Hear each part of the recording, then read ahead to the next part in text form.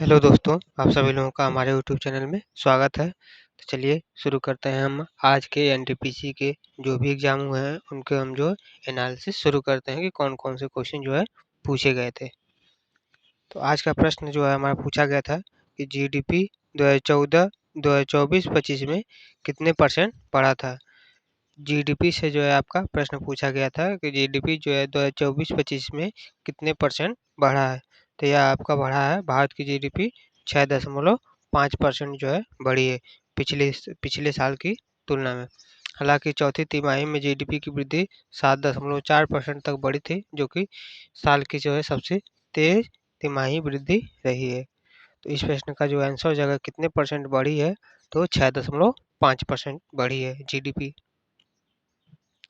अगला प्रश्न है अगला प्रश्न पूछा गया था कि सम्राट अशोक के बाद गद्दी पर कौन बैठा था?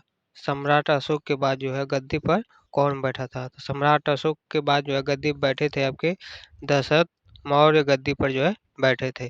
तो हिस्ट्री से आपका यह प्रश्न पूछा गया था कि सम्राट अशोक के बाद गद्दी पर कौन बैठा था? तो दशरथ मौर्य बैठे थे, जो कि अशोक के जो है पोते थे। अशोक के शासन के बाद जो है कई कमजोर शासकों ने कुछ समय तक जो है शासन किया और उसके बाद दशरथ मौर्य ने शासन कर संभाला था। इसमें आपकी कुछ और भी इंफॉर्मेशन है, जैसे कि अशोक के बेटे जो कुणाल थे, उनको जो है उत्तराधिकारी बनाया गया था, लेकिन उनको अंधा कर दिया गया और दशरथ मौर्य को जो है राजा बना दिया गया। तो अशोक सम्राट से जो है यह क्वेश्चन पूछा हुआ था आपका। अगला प्रश्न पूछा गया था कि मौलिक अधिकार का जो है हनन का संबंध जो है किससे है? यानी कि मौलिक अधिकार से प्रश्न पूछा गया था आपका कि मौलिक अधिकार का जो है हनन का संबंध किससे है? तो मौलिक अधिकार के जो हनन का जो संबंध है, संविधान के अनुच्छेद 32 से संबंधित है, यानी कि आर्टिकल 32 से जो है संबंधित है। इसमें जो है संविधान संशोधन उपचारों का अधिकार भी कहा जाता है इसे। और इस अनुच्छेद के तहत कोई भी व्यक्ति यदि उसका मौलिक अधिकार का जो है हनन होता है, तो सीधे सर्वोच्च न्यायालय में जो है रिट याचिका दायर कर सकता है। इससे भी प्रश्न आपका बन सकता है आने वाली शिफ्टों में। यानी कि आपका मौलिक अधिकार से एक प्रश्न बन रहा है, अशोक सम्राट से प्रश्न बन रहा है। अब आगे प्रश्न देखते हैं। अगला प्रश्न आपका राष्ट्रीय उद्यान से पूछा गया था। राष्ट्रीय उद्यान से कौन सा प्रश्न था कि तैरता हुआ राष्ट्रीय उद्यान कहाँ पर है? आपका जो तैरता हुआ राष्ट्रीय उद्यान है वह कहाँ पर है? तो विश्व में एकमात्र जो है आपका तैरता हुआ राष्ट्रीय उद्यान है, जो कि केबुल लामजाओ राष्ट्रीय उद्यान है। और यह कहाँ पर है? तो यह मणिपुर के राज्य में लोकटक झील पर स्थित है। तो तैरता हुआ एक राष्ट्रीय उद्यान कहाँ? राष्ट्रीय उद्यान से जो है आपका एक प्रश्न जरूर बन रहा है हर शिफ्ट में, तो उसको आप लोग देख लीजिएगा। तो तैरता हुआ राष्ट्रीय उद्यान कहाँ पर है? तो विश्व का जो एकमात्र तैरता हुआ राष्ट्रीय उद्यान है कौन सा? केबुल लामजाओ राष्ट्रीय उद्यान है। और कहाँ पर स्थित है? तो यह मणिपुर राज्य में लोकटक झील पर जो है स्थित है।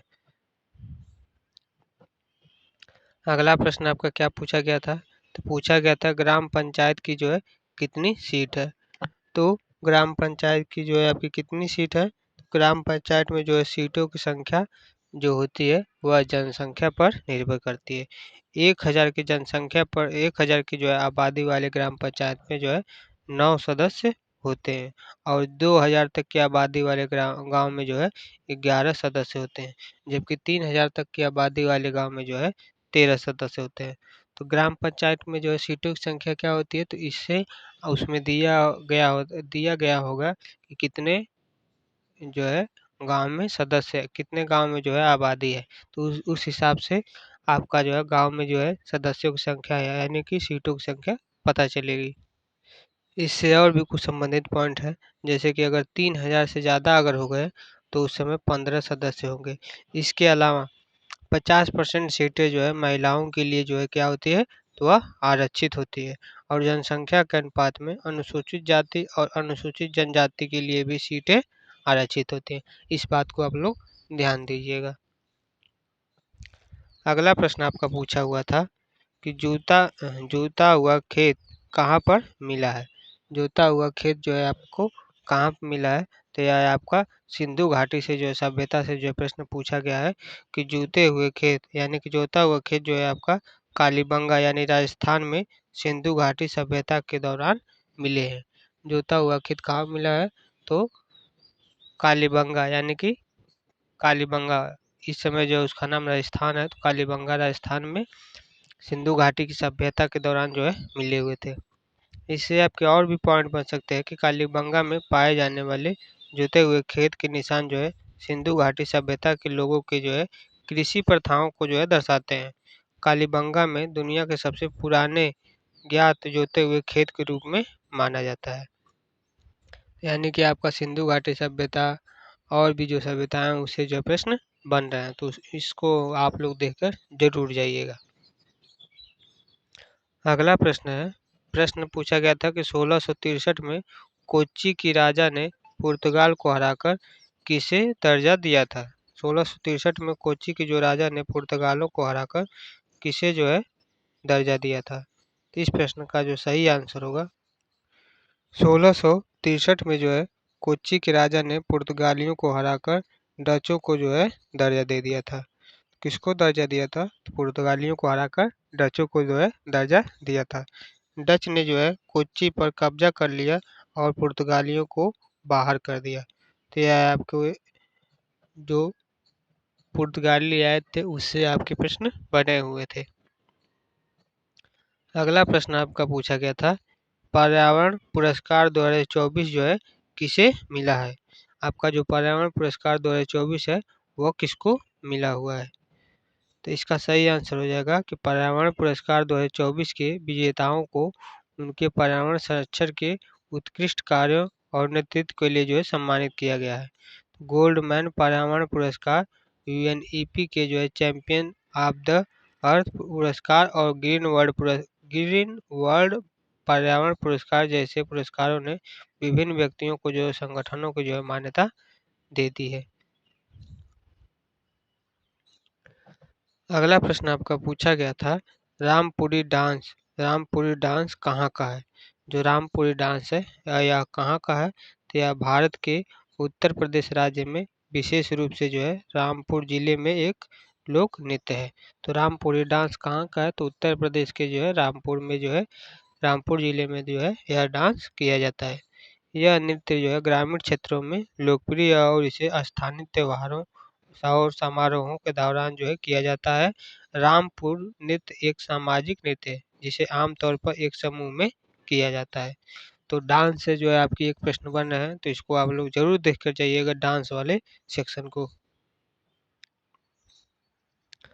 और देखिए 3 क्वेश्चन आपके रीजनिंग से बने हुए थे जो कि नंबर वाले ऐसे थे,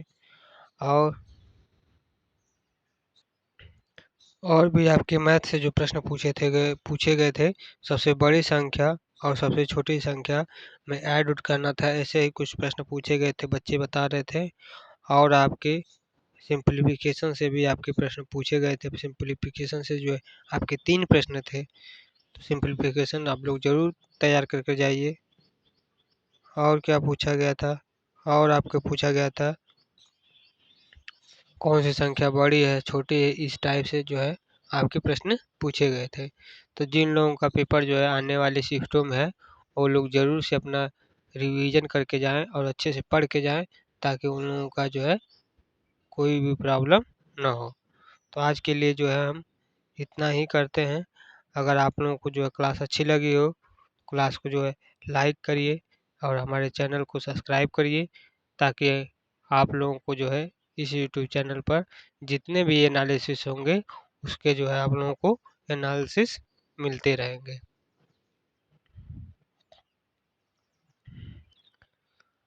आने वाली शिफ्टों में जिन लोगों का एग्ज़ाम है वह हमारा टेलीग्राम चैनल ज्वाइन कर ले, और टेलीग्राम पर जैसे ही एग्ज़ाम ख़त्म हो जाता है आप लोग टेलीग्राम चैनल पर जो है क्वेश्चन को भेज दिया करिए, ताकि आने वाले समय में जिन बच्चों का भी एग्ज़ाम है उनको जो है हम एनालिसिस प्रोवाइड करवा सकें और उन लोगों को जो है हेल्पफुल यानी कि फ़ायदा पहुंच सके। तो आज के लिए बस इतना ही। अच्छे से आप लोग एग्ज़ाम दीजिए और जॉब ले लीजिए। तो चलते हैं। जय हिंद, जय भारत।